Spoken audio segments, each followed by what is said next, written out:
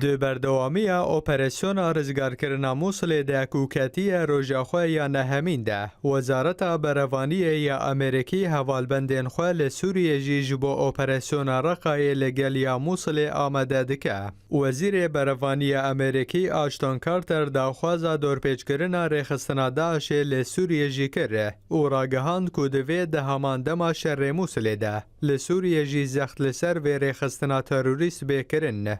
کارتر د سردان خود با هرما کردستان لگر رایدارن هرمه شر رزگار کرنا موصل جداعش گوتو بیشگره او داخواز دور پیچ کرنا داعش لپارزگه رقای جید زوترین دم ده جهوالبندن خوال سوریه کره او آنی زمان کو اولگل هوالبندن خوال سوریه لسرویه که پلانان آمده دکنه. لگوری هم پسپورین لشکریه اگر اپراسیون رزگار کرنا رقای جی لگل یا موصل دست پی بکه ده اویک زختک مزن لریخستنا تروریست داعش بکه او هزاوی بشکینه هروسا ریل پیش چتیان بگره دابر به سوریه و نرون تیزانین تانها هزین پیشمرگه و ارتش عراق به پشتوانی هزا هفیمانی نونتویه بهتری هفته دور در دورا موصل جداعش رزگار کرنه و دروژا نهمین ده تویمایی و خاکوژنده اشه هزین هفش هم به هم بر بناوند باجار موصل و پیشوده چنه.